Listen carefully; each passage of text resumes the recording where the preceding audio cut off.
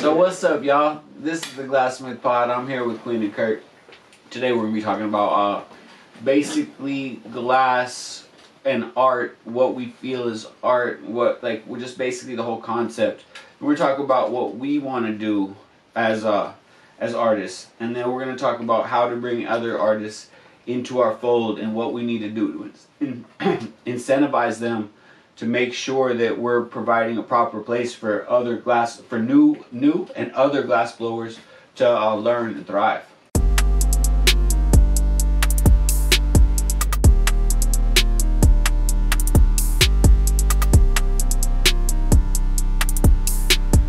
Welcome, friends. So I'm gonna kick it off with you, Quinn. What do you define art in a quick, not such a broad sense? Oh man, talk about oxymorons. Okay, a quick, not so broad sense.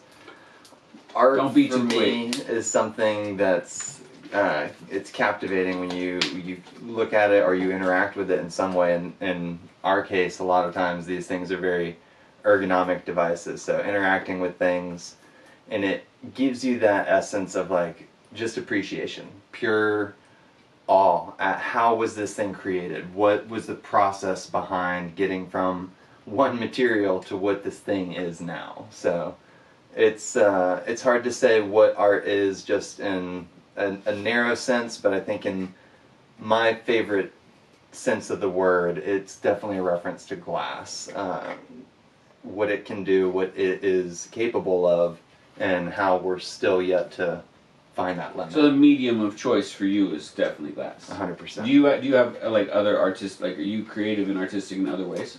I feel like I was in touch with that a little bit more when I was younger, and then lost touch with that for a good while. Going through an interesting background of things and coming out to where I am at now, getting back in touch with my creative side. Glass is the only thing. I've tried to pick up a sketchbook, I've tried to draw things that I want to make, and none of it really gives me any of that essence of like, it's coming through. And I'll get behind the torch at times and be sitting there. I won't have any idea of what it is that I want to make, but it just starts happening in a way that I'm completely mesmerized by it. And it's, I think, the process rather than the result of what it is that is such an art, if you will. Kurt, how do you feel about that? Same, like when again, like what would your broad definition of art, and how does that translate into the conversation we're having today about glass art? I would say specifically with glass, art's kind of like this is probably on some level art when it comes to glass, but this could have been a thing that, like, if he made this all day every day, he wouldn't say this was art. You know what I mean? Like, if you're making the same thing over and over again, you lose the artistic side because you're just filling out a roster of like red, blue, purple, green, and then you restart. But with glass, when it's like not necessarily one off, but like there's an aspect of it is like the person before they made it, they were like, I'm gonna do this, and they're like kind of excited about it. It kind of makes it the like artistic side of glass versus like just making, like you're going down your roster of frit height, and then you're like, okay, now I'm gonna make one with a honeycomb, but you're not excited to do the honeycomb. Like, is it really art, or are you just like kind of doing this thing so you got to do it? Oh, so I guess I have an imagination that in some way, I don't know who art is defined by, right? Is it the creator or is it the looker? You know what I mean? Like the person that's appreciating the art. Are they the one that's deciding it's art, or is the artist deciding it's art? I think it's just whoever decides. Beauty is in the eye of the beholder. So whoever's making this own decision. So you think a lot of times in art, like say a glass artist would be, the glass artist would be thinking of themselves as not an artist, while everybody else around them is like, holy shit, that's an incredible artist. Yeah. One of the reasons I think I like glass is because it's like a technical skill. So like I kind of fought against people who like to draw and do all this stuff for my whole life. Like not fought like physically, but like in a sense that when I was in art class, there was already somebody in art class that already knew how to draw. So that my creative outlet, like I'm looking at it like in art, and the teacher's like, hey, draw this picture, and I'm like, man, I'm gonna draw this picture, but I know Steve next to me is about to fucking smoke me on this. You know what I mean? Like, I'm gonna have stick figures while Steve's gonna have some Da Vinci stuff. And so I think I always strayed. My shoulders are just a circle. I always strayed away from it because I was like, well, there's people that are really good at it. Where glass blowing is such a, like, learning how to spin my hands or learning certain techniques, they take away a lot of that need for perfectionism. You have to learn how to do this whole other skill set before you can even start. So it's like, it's whittled down so many people that can do it. Yeah. So I think that, and that's a really interesting aspect of it. How is it to, I guess for me, learning how to blow glass is part of it. Like, it's so challenging that it's always there. You guys essentially feel the same way. Kurt, you feel the same way? Wait, so like the challenge of learning it.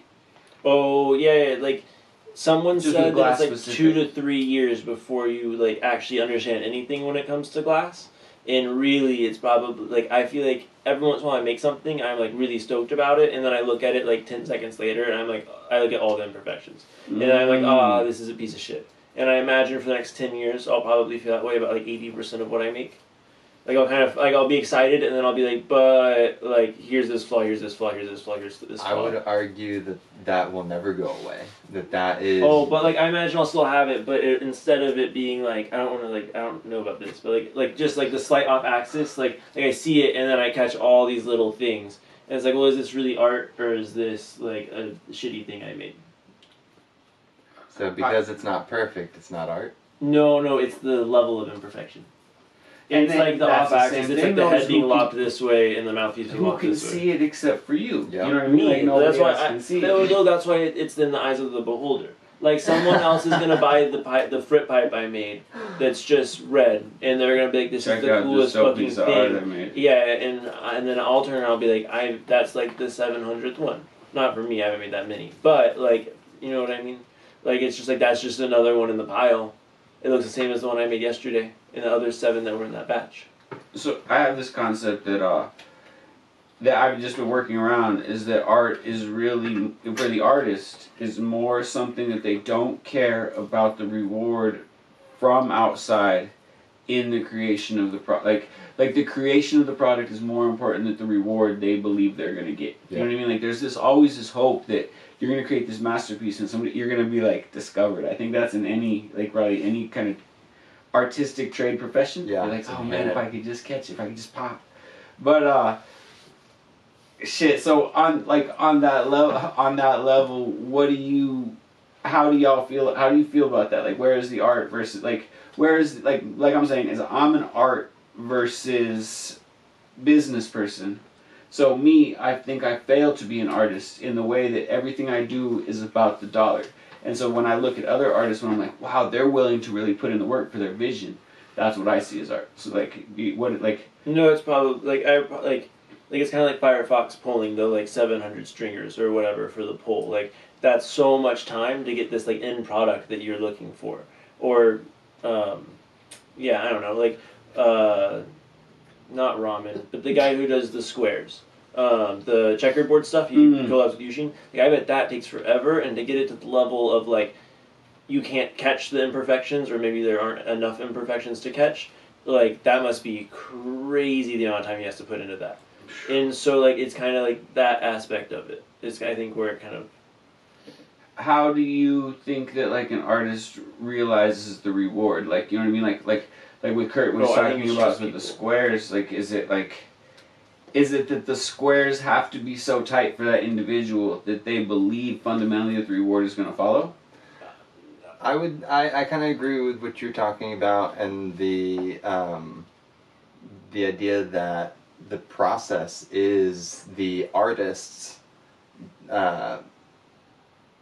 biggest child, so to say. That's the thing that drives that person most. At least for myself, that's what I feel with glass. It's like it's not what is this thing going to be. Obviously, I'm very early into things still. It's all right. So we're back at it. So when we were talking about process, like that basically process is part of the art, and that's like part of how you see it. Absolutely. From the artist's perspective, looking into the point A to Z and all of those steps in between, everything that you can struggle with, that you can pour into the thing that you're actually making, is the release and the process of emotion, in the same way that like somebody looking at a piece of art might have emotion invoked by what that piece actually looks like to them. Their perception of it and the way that it flows, or the way that something is actually presented, might be the light that they're looking at it under, and that feeling that they get and an exchange of an emotion there. There's something about that creates my definition of what art would be. It's a very real, very alive thing, and it's incredibly captivating.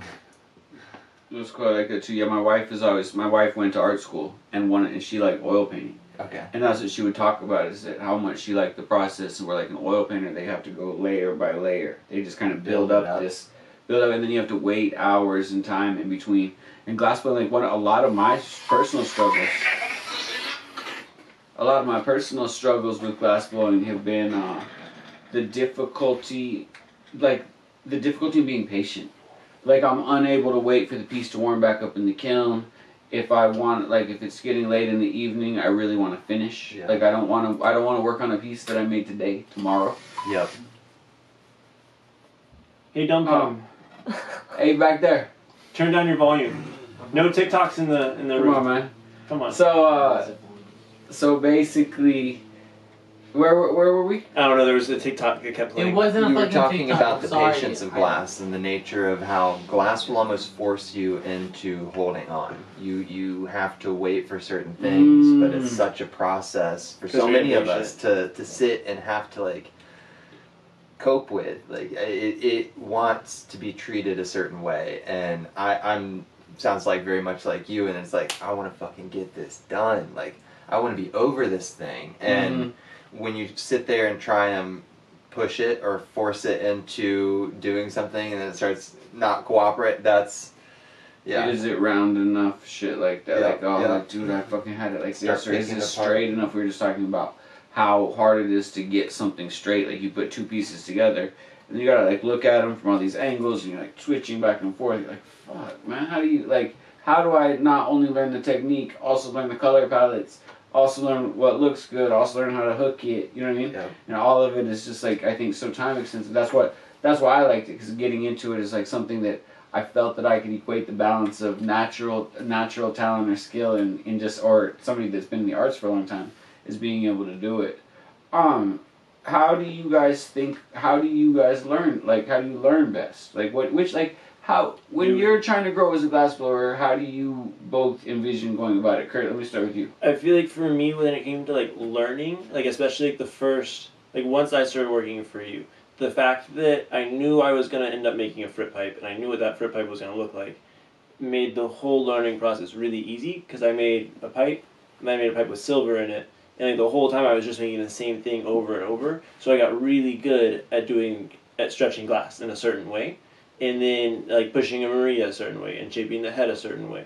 And so the fact that I was doing the same thing, now I think has helped me to where there's other things that I can do that aren't the exact same thing as I was doing, but like I have that built-in understanding. Whereas like if I had laid some dots, and then the next day I shaped a head, and then the next day I made a marble, and then the next day I made something else, I feel like the fundamentals would have taken longer to learn. Don't you think in a way it kind of that idea holds you back?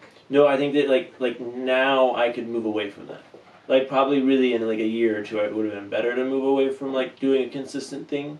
But like right now, like my fundamentals are way better, because like if I hadn't done that, I probably wouldn't be able to flip my hand underneath and work with one hand like this, and like just because I wouldn't have been doing the same thing more, and so I would have got to practice it on that. Yeah, or like when I blow glass, like I'm like rolling or spinning one way, spinning the other way, spinning one way, spinning the other way. And I think that that's a thing that like you could just practice spinning, but like if you're spinning with one hand and then spinning with your other hand and then spinning with both hands, and then you're doing stuff that's like just sculpting where you're not spinning at all, like it's just like I think that kind of ends up like kind of screwing with your ability to learn like the specific thing quicker.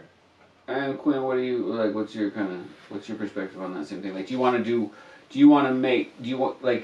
do better learning by repetition or by trying more things? Like, I would say repetition is definitely a great format for my ability to learn. the struggle that I run into is that I'm incredibly scatterbrained. So I'll start with the idea that, oh, I want to do this thing, and halfway into it, I'm like, oh, fucking piece of candy. And then like 10 other evolutions of, oh, I could make this, or I could do that, and this could do this, and like back to what glass is and how captivating it is. Like there are just so many different things that it can do, and the color palettes and everything that we have to work with are almost limitless. And so for me, it's. Do you think that you're getting, like, do you think that you're growing, so do you think that way of following your passion is at, like, you know what I mean, like you say that you'd like to do the repetition, but then also your brain is saying at the time, so like, at the time, how hard is it? Like, I know for me, my shit works that I'm, like, so ready to work all day on the same thing. I don't want to use my brain to push past this one thing. Like, I'd rather settle into what I'm doing and do it. Now, whether that's as it's been, is one small, like a bunch of small things I like better, more, a little higher success ratio, or one big thing I like I was saying, I like to do the thing for the day. It's almost like this is how I would practice this thing. But so with the way that I learned, I feel like I was too repetitious. Like, it's like if I had tried more stuff faster, I'd be a much better basketballer. Like, this here is crazy. This guy put together the donuts, all the welds, all the curves, all the color work, the mouthpiece, the making the ground joint, dropping the perk in there. Each one of those things takes they're so hard to do. So to throw all those things together, he's risking it for the biscuit every day. Right. But this is also somebody who, like me, I sat tight once I learned something. I said, let me just beat this to death. This is somebody who advanced daily with whatever they wanted to do. And they get here, they beat it to death for a while, but their brain probably doesn't allow them to just make clear donuts. They have to switch. It has to be like, oh shit, I did those donuts for a while, now let me do something else. Kurt, how do you feel about that? Like you like the repetition to start. Do you feel it was a little bit too repetitious? Like if you had been taught how to weld two pieces together, or you had not even taught, decided you were gonna put two pieces together sooner, would you be putting two pieces together more now? Like that skill, like it would have balanced out? I don't know if I'd be doing it more now. I think that I don't know. I think that the benefit of the repetition and not trying the new thing right away is that you get really good at the one thing, and then when you switch to putting the two things together, you're not putting two shitty things together. You're putting two good things together, and your weld's shitty. And then you get your weld good, and then you add a drain, and then you add whatever it is. You switch to a doer joint. I used to really try to force myself to do the same thing within one, like kind of, I would almost say opposites. Like a lot of people are trying to force themselves every day to do the same thing, and then one day they they're allowed. And, I'm almost the opposite, where like I forced myself to do something fun one day a week to try to make sure that I was pushing my limits. But even then, I'm not sure if it was enough. It should almost be, I think, almost maybe in an artistic field, 60-40 rather than whatever the percentages that I was putting in my experimentation. 60% like production, 40% creativity. From what I've heard, is like a business is supposed to be spending about 25% in research and development for what's next. Okay. Right, so like if you're growing fast, you have a certain amount of budget to say, how are we gonna fucking kill it next? Right here, we're trying a podcast. We're gonna try glass blowing. You know what I mean? We're using some of our budget that we don't know about a project, but to try to make a project work. So I think with an artistic venture, it should probably be more like 60-40. Right, we're making art here, so it's like, how are you trying to grow as an artist, or are you trying to be limited as an artist? Like, we can all make a honeycomb, or we can all do one move, but then can we put 1,000 dots on a honeycomb, or can we wig-wag a honeycomb, or can we do other shit? Like, how are we trying to push this forward? Yeah. You know what I mean? And I don't know. So like I'm saying is like the 60-40 seems hardcore because that's a lot of experimentation, which means a lot of failure. And you also, the 60% of the time, this is where I failed at, is the 60% of the time didn't have enough value. I thought that I could make more money giving 100% of my time, or 80 or 90. So like instead of even being at the industry, like our like business standard of 25%, I'm sitting down here at 10%, or some weeks no percent, because I'm just trying to make the same shit. In which way I stagnate. You know what I mean? Yep. where I also have learned all the skills involved in stagnation. I haven't learned a lot of the skills in artistic growth. So I feel like there's like for you, like being such a business-minded person, I feel like the benefit of making the same thing, especially when the thing is an easy to sell item, especially out of your shop, it almost makes sense.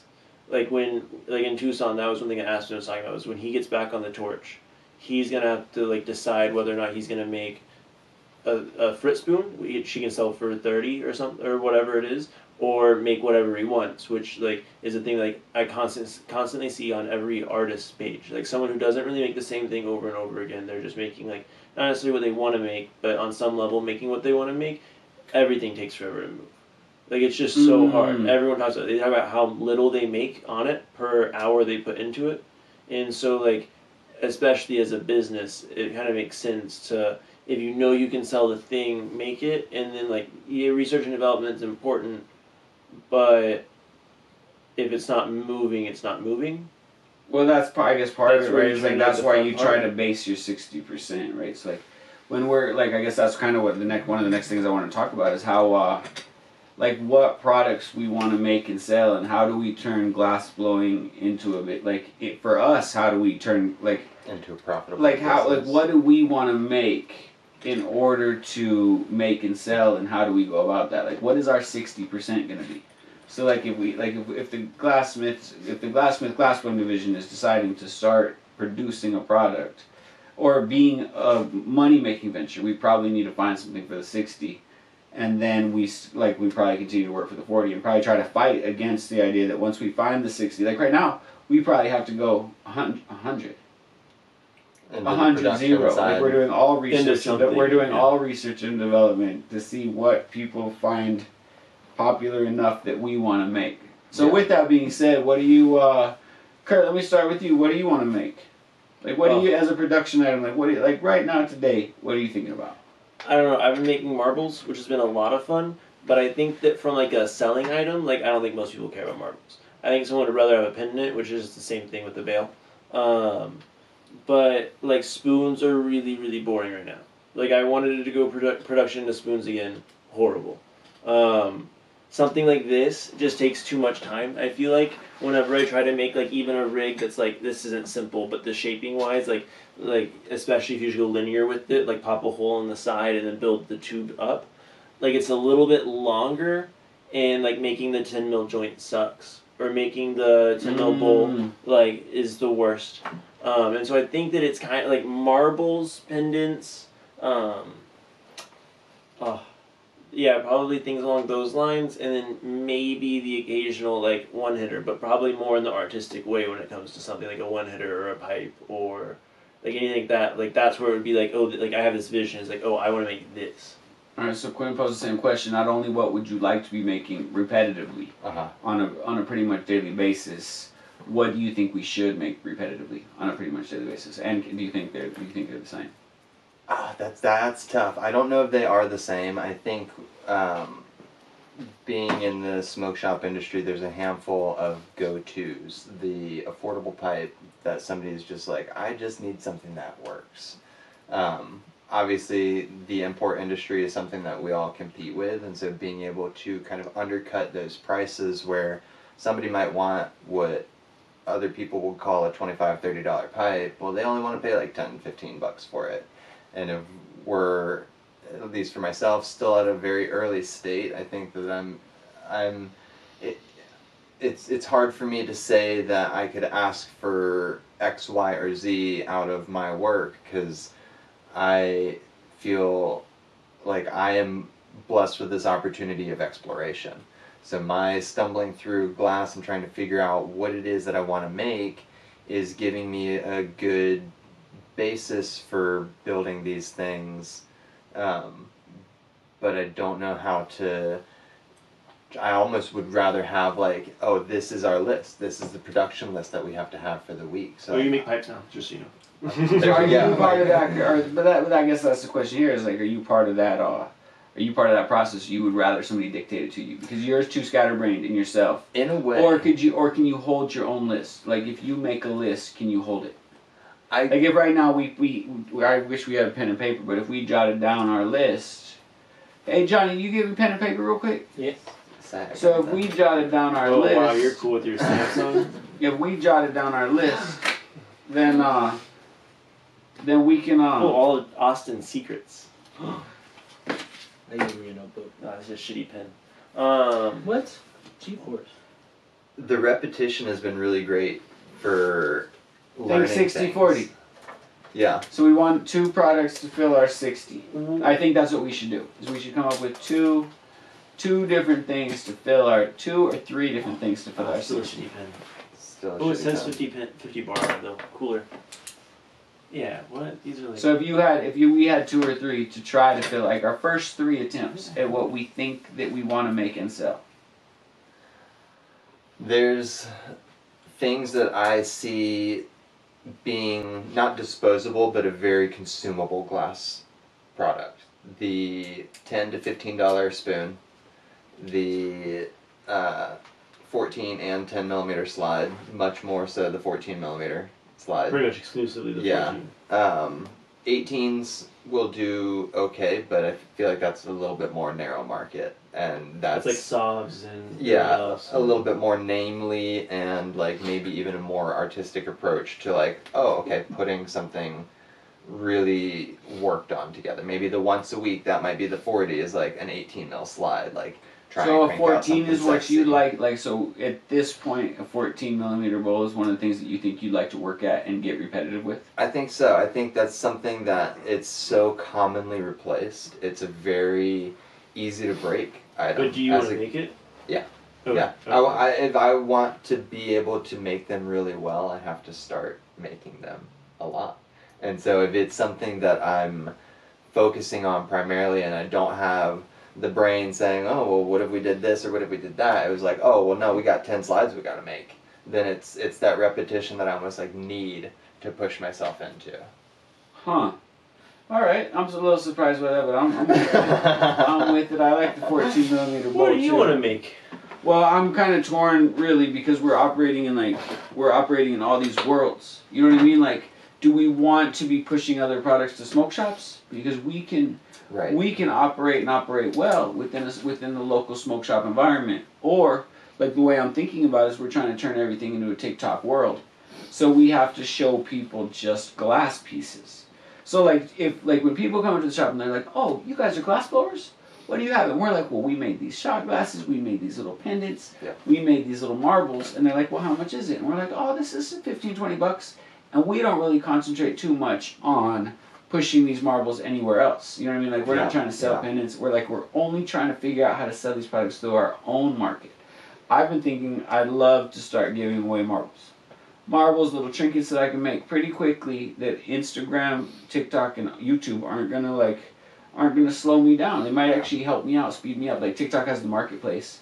So I'd really like to see like, well, why does our TikTok have to be something that we can't sell on like the #1 premier platform, right, to do our show? You know, unfortunately, so many people are buying. How we feel like having to go to one social media platform after another. You know what I mean? It's the opposite. So I would say I'm kind of for a repetitive pendant. Like something that could potentially, like if we are making a lot of if we do make glass on glass bowls and we appreciate and like making glass on glass bowls, that we can get paid at both levels, right? So like instead of just a marble, which I think we'd have a hard time going into Smoke ATX and be like, hey man, you want to buy these marbles? And we're like, we see your marbles, you're doing a really good job. Will you come back when you got something functional for us, and we'll talk to you. And that's my personal prejudice. I think it's just really hard to get on that. The other hand, if we become more of a market, like a market for us, where we're going to little markets everywhere, we're throwing our own markets, we're really blowing glass a lot. Man, maybe a marble's a thing. Kurt, so we both got one in. Yeah, I don't know. It's kind of tough because like right now I'm thinking about it. Like the main thing, the biggest thing I'm enjoying making right now is like I'm really enjoying playing with honeycomb prep, like mixing up color, honeycombing it, or sleeving color, honeycombing it. And like so like there's a part of me where it's like if he's making bowls, it'd be really cool to be able to throw him cool prep. Like I work on making the really cool experimental green. Sorry, Austin. I I think we need to change this to a round table, but that's just me. With the stands. Stance. Oh, where I can like. Mic stand can follow you. Camera can follow you. Yeah. Yeah, like playing with the prep has been like my biggest thing lately. Like seeing what I can kind of do with the thing I already know how to do. But like marbles is the application of that. It's like marbles is a really cool way to look at a honeycomb. I don't know, the trinkets. Like I kind of want to make the small cute stuff. That it's like, look at this little thing I made. So when you say a trinket, like, can we narrow that? Like, can we? So like, we're trying. Yeah, to, it would be like a sculpture. If our attempt here is to narrow ourselves down. Like I couldn't draw the character right now, but it would be like a little honeycomb person. Like. Yeah, it would be like a face, or it would be like a little body with like a head and legs. That's you personally, or you think that's what we should be doing? No, like, that's just me personally. Quinn, we're all going to start working on. We're going to get Gabe. We're going to get other people on this too. Yeah, no, there's no one here named Gabe. What do we? He skipped out on the podcast. What do we do then? Like, you know what I mean? When Johnny wants to make something, when Clara wants to make something, like, what do we do? When we bring in somebody new, when we bring in another glassblower, and we're like, look, this is what we do here. You know what I mean? You want to get on as a glassblower, you want to make money, like this is a real career. This is what we're making, this is how we're selling it, and this is why we can't do what you want to do. You know what I mean? That, which is one of my problems, like, with, like, anybody that I deem to be a glassblower already. I think they're tainted and flawed, because they think that they know what they want to do. You know what I mean? So then, like, I'm like, well, how do we bring somebody in and we do something? So what is that? Let's give, like, a little more figuring. Okay, so let's go down with paperweight. Yet to be determined. Quinn, you got any thoughts on should we be making a marble? I like the marble idea. I like the non-functional market. When it comes to glass, again, it has so many different abilities. It can do so many different things. It can be heavy. It can be a paperweight. A marble can have a flat spot and literally be a paperweight, or sit on top of a stand on someone's shelf and be a display thing. There's. You can throw it at people. I think one of the things I like about the marble is it's an easy thing to toss off. Like, a marble is an easy thing for me to give away. Yeah. A marble is an easy thing for somebody to collab with. Like, if I develop a badass marble, people want to put my marble on their shit. You know what I mean? Or my marble-ish structure. You know what I mean? That's why I say, is it a figurine? Like, you know what I mean? What would this paperweight be? And I think we should probably experiment with that maybe a little bit before we really come up with what the marble, is it for you? Is it just a honeycomb marble? Like, you want to be working on honeycomb prep? I only work on honeycomb prep, so it would be yeah. So you just like are making honeycomb marble, marbles. honeycomb pendant. Like, one of the things that's really fun right now is, like, if you do, like, you've seen the full silver implosion where, like, it's the honeycomb but it kind of goes into it. That's from internal fume, and so you could do the same thing with frit. Like, if you put frit on the inside, blow it out, and melt it down into a marble. Like, it just looks so much cooler than just honeycombing like color, having it like sleeved and clear. Like, getting to play with that, and I think the coolest way that shows is in a marble. So marble, paperweight, even a character. Like, if I was to make a face, it would be with honeycomb prep. Okay. I like that. You're honeycombs. Yeah. But you don't okay. So then, would you guys say limit yourselves? And then the hope is if marbles is something you can do, how much of that is are we going to narrow it down all the way to this is the marble you make? Like the implosion marble versus you want to make this. The honeycomb. You want to do this. This is what you're doing right now until we collect. Like, I guess you personally, but essentially it'd be like ahead of time, right? Like, it's like, yes, but you would say, I don't want to do this anymore. Next week I'm switching my marble. And then we just kind of say, like, well, what's the marble going to be? Like, this is what, like, not for us. Yes. Think about, like, yes, this is going to be for us, because once we implement a rule, like, this is just going to be. You know what I mean? Yeah. But, so, I think that it would be, like, you definitely don't want, or not definitely don't want, but, you don't really want two honeycomb people. Like, you want a variety of things coming out. No, like, you want, like as a shop, like, if you're going to have, like... So do we want to force you to get off of honeycombs if Quinn wants to start working on honeycombs? No, I'm already on it. You know what I mean? And then if Quinn wants to get on it... relinquish it? What if I did a honeycomb better than you? Well, maybe that's where you kick me off. But, like, realistically, like, you don't, like... Then we just have, like, 700 honeycombs, where it'd be way cooler to have, like, 400 honeycombs. What if it was the other way? Is that somebody could bump you off from underneath? So that if Quinn was looking at you making honeycombs, he could count your days. And he'd be like, bro, you had honeycomb marble 30 days. Off it. I want to make that'd be badass. I'd be up for that. Like I think like Eviction notice. Kind of like, what's your new product, bro? Like, we have to advance. This is the 60/40. So that leads me right. Okay, go. Sorry. Kurt. Oh, I was gonna say like yes, but no. Like as an individual though, if I'm making honeycombs, I don't want to get bumped off honeycombs. Like I like honeycombs. I like reversing them, and I want like Eugene to be like, I want that marble inside my ball. That way it's on my. But don't you think the forced growth into something else? So then, what's your so let me ask you this. Honeycombs? I just like them. So like, Kurt uses, this so goes back. This goes back to this the is a good question. earlier. So 40%. Oh. Okay, now go ahead. Go I had to bitch about it. I really like the look of a honeycomb. Like not making it. The making it. So like you were saying that making it's the process. Like you love making this thing. I love looking into the honeycomb. Like this looks so really annoying to make, but I would love to pull on this. That's like the fun part to me. So like if I'm gonna make something like this, it's not for the process at all. It's for that like the dopamine hit of like, and it's like, oh my god, it feels so cool to pull on. Like to me, that's like that's a lot of art, glass art. Like this, I hate making. So how does somebody? All right. And I'm well, so like, what? It's how does somebody else get to make fucking honeycombs if you're gonna lock it up in the company? I don't know. I don't have a good answer for you. But maybe that's where I'm wrong. But like I think that it's like it would just maybe as a company to have like to have like 7 people making. So honeycombs. let me ask you this: couldn't you be forced to advance your honeycomb? Okay, so like all right, you've been doing honeycombs for a month. You said I do honeycombs. You can always bump somebody off the next month. You know what I mean? You say, Quinn, you know if I take you, you have to do this for at least 1 week. You know what I mean? If he's like, I want honeycombs, he doesn't just get a half step in, half step out. And really if we're running a system where there's like say you're at the top of the hierarchy and you see somebody using their 40% to do honeycombs. Like if you're supposed to be spending 40% of your time trying to advance, you're trying to do like learn things and figure shit out so that we're not stagnant. You know what I mean? How does that 40% work?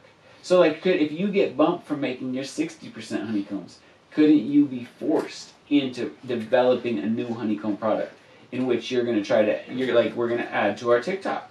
This should be like, check out this fucking honeycomb shit I just came up with my 40% because asshole fucking Quinn took my honeycomb. Or little Clara came in and thought she was fucking cute and just decided to steal my fucking honeycomb. You know what I mean? Well, it's like I'm thinking from a business standpoint, it would be cooler to have a greater variety of product than 7 people making honeycombs, which is where my idea comes from. That's why we need people to get keeled off of it. Well, not necessarily. Because you got to be advancing, right? And other people have to be learning. But there's only so many techs. Yeah, but so once we get 7, once we get 7 fucking things, how many rookie pendants can we make? You got a vortex more. Okay. Well, I don't know. Like that's where I'm saying that like for me, like it would be like where you advance is the way you're doing the honeycomb. Like doing it on color mixes and getting really good at color mixes, and you're doing your honeycomb over the color. Those are different aspects. Yeah, like what? So like, but you're not gonna just make a color mix ball. So somebody that wants to do a color mix versus somebody who doesn't want to do a color mix. I'm just saying locking up a fundamental technique. I don't know if you can do that. So you have to figure out a way how you can own it and still advance your career. Like, are you going to get anybody that's going to lock in like you are? Same as wigwag. It's like why aren't you going to be forced to learn how to make a wigwag pendant? Oh, I don't enjoy doing wigwags. Dog. So you want to be good? You know what I mean? That goes back to the very yeah, but like good. Well, yes, but if I don't enjoy the look and I don't enjoy doing it, why would I do that? Like it's not like it sells better because you weren't creative enough to come up with a marble other than a honeycomb or a way to trick the honeycomb so that somebody could come up under you. Like, and essentially think about this. This is where I think you're off with this. It's because if we get successful on TikTok, we need everybody making honeycombs. If product A301 keeps selling and we have it in the Amazon warehouse, we have to keep flowing Amazon. We have to keep flowing A301. So then maybe you would get to, like, if the system was working well, this would become the fucking product. And we're like, oh shit. And that becomes our full 60% because we are fucking getting $49.99 for a handmade pendant and we're shipping them 100 times to an Amazon fulfillment warehouse. And we're getting paid this, and then you guys are getting paid. Like, the glass blower, like the company's getting this, and then the glass blower gets this. You get paid as a business, not as an artist. Right, well, like, but then it enables each artist within to continue to grow and be pushed to grow. I think that's my biggest. Well, or wigwags or whatever. Like, you think about somebody like one of the glass blowers that we've already had that's all about wigwags. So it's like, dude, he could get bumped. Like, it's an interesting concept that you can own something but only own it so far production-wise. Because you have to start moving into something else because we're always trying to learn the next thing. Like, man, once we have a $50 honeycomb, don't we need the $1,000 honeycomb that we sell for $109.99 or $209? You know what I mean? Like the honeycomb marble that's this big. Yeah. You know what I mean? And like the marble that we want to pen people into is going to be like a 3/4 inch marble. It's just going to be one fucking thing. You're going to be like, dude, why is your marble so big? Like, you know, our shit says this is a 1 inch marble. This is 1 1/4. You know what I mean? Like, as far as like a product that we're going to put out a product. So all right. So now we've discussed this. Maybe a little bit too much. How do we pay people to be glass blowers? Learn how to blow glass. Like, how do we pay the 60/40? If this is what we want to do. That's tough. I think there's definitely a quota that has to be like maintained and or met. The exploration side of things, I think, is a part of the learning process. Getting up to that point of being comfortable enough to make something and then explore how you can alter it. That's a tough, like, almost transition point. That's something that feels like it's good to focus on, but if it's not productive, then what is it doing? If it's not productive in a way that you feel like it's progressing to the next step, then it doesn't need to be focused on, and the original thing may have been better to just stick with. Does that make sense? So do we punish the 40% or do we reward the 40%? Like, it's like if your 40% sucks, then maybe you just shouldn't do it. Or do we force people to use their creative time and then figure out a way to like, do you want to be held back monetarily because you've been forced to stop making a fucking 1/4 inch, a 3/4 inch honeycomb marble? I almost feel like the 40% is a luxury. I feel spoiled. So it's like, yeah, but what if you wanted to be making? Would you do it on your own? $400 a month? Like if you let's say you get paid $3 a honeycomb marble, and you can make 100 in a month, but you're only allowed to make 60, so you have to make 40 of that time. You have to spend not making money on the item. Like, doesn't that suck if you want to be making the $3 for 100? yeah. So like, I don't know. I'm anti-force. I think that you force the 60. Like, And then just allow somebody to make their own choice on the other 40.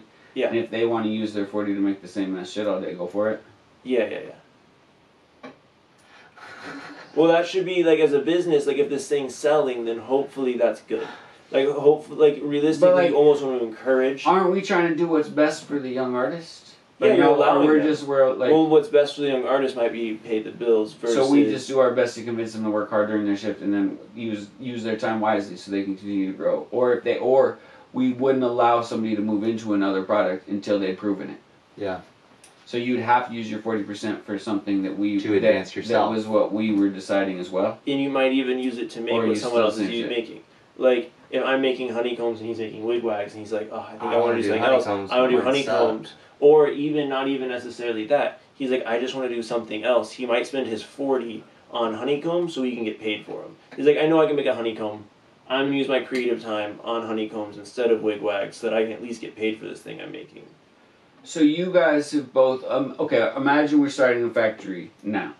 And you guys have both been hella spoiled, right? Mm-hmm. So these rules look how to you, and then how do we make it a rule? Like, are you, like, while you're here as a glass blower, like, if your job is as a glass blower, Yeah. 60% of that time must be? Yeah. Or this is what we think you should? I think Are we how much of a degree are we molding, or how much of a degree are we allowing? I think the 60 must is fair. I feel like this is like, hey, this is where we've all come to an agreement that the 60% is the value that's floating the boat. And if that is something that we can continue to attain and continue to meet that mark at that 60, that 40 is still tons of time for the creative, fun side of like your reward for doing a good 60. You think that works the same way for you guys right now? Like basically, like so right now you guys are working the shop and blowing glass, so it's like a dual job. Yeah. Do you think that this would like that 60 just wouldn't count for this, right? Like when you're running both, you just get to do what you want, and you can catch the money if you want to catch the money or not. Or do you think that you guys should follow that same? You know what I mean? Or like, you know what I mean? I think I see what you're saying. I think that's it. It kind of feels like. Or the next person, like we hired a good ass glassblower, and we're like, hey man, you can do this shit both. You know what I mean? We're gonna gatekeep it for anybody that we don't think is qualified. But if we did catch somebody qualified, do we let them come into a system that's loose for that person? The dual shop runner and glassblower. I don't know. That's hard. I feel like it's a tough hat to wear because like you have to really be willing to step away from that torch. Like, if somebody walks up and they're needing something, like, you can't sit there for fucking 20 minutes, like, oh, hang on, like, I'm gonna get to a stopping point, like, you'll be good, just chill. Like, it's, alright, like, I understand that this thing might get fucking ruined because it might cool down too quickly, the oven's not hot enough, or whatever. And that like, then affects your money, and you're not looking at it like the research and development. Yeah, you're, so, like... You're upset, like, more upset. So you think in that position, the choice is what's important. Do what you want to do because of the dual responsibility. Yeah, I think that like glass blowing shift versus watching the shop shift. Like during your glass blowing shift, like if you have 10 glass blowing shifts and you're supposed to make 60% marbles, we would basically look at, you had 10 glass blowing shifts, it takes like 30 minutes to make one of these. So in theory, we should have around this number. And if you only have like 4 and you should have like 50, then there's a problem. But if you have like 40 and you're supposed to have 50, it's like, oh, well, 10 of them could have cracked. You could be really slow. You could you know what I mean? Like, but then during the shift, it's way harder, and I think during the shift, you just give it to them. It's like, you're like, if I crack my marble because I was laying my dots and someone came up and I just stuck it in the kiln and it cracked. So making the honeycomb marble during shift can pay you, but there wouldn't be a requirement. Okay, so now we were on the same page with that one? I'm kind of on the same page. I was saying breaking it down between, like, a glass blowing shift and a split shift, as I guess we'll call it, like, where you're running the torch, running the shop, like bouncing back and forth. I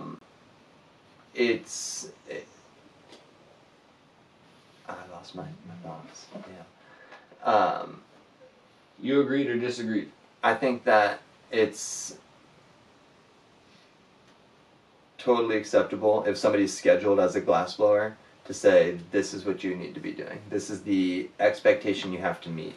This is where you're being scheduled, so this is the requirement in which you have to fulfill if you want to continue to be scheduled like that. Whereas, so the person that gets on the schedule to be a glassblower, that's just a luxury. Yeah. So you better take advantage of it while you got it. 100%. Because it's... But I'm saying, hopefully nobody's going to be scheduled to do both, except for the people that can do it. That's why I say it's like we brought in a new glassblower. We say, look, we have this structure if there's somebody working with you. Like, if there's somebody that's tending the shop, this is how you need to be. This is the minimal amount you need to be doing. Yep. You know what I mean? Yep. I don't know. Is that too much? Is a 60-40 too much in that scenario? Like, do we think that people are going to be stretching their percent? Like, so, like, basically, because fucking around, like, because money is, like, so... Money's a hard motivator, right? So will the person be motivated? Like, will they see the money even though they're not getting it, or they'll be more apt to sit? Like, do they really want to stretch and press? I'm not sure if I understand. Do they want to go hard because they know they don't have to, because half the time, like just a little over half the time that they're working, they've been told that they're supposed to take it easy. So should we bring that back to like just say 25%? Go 75-25? 75 is...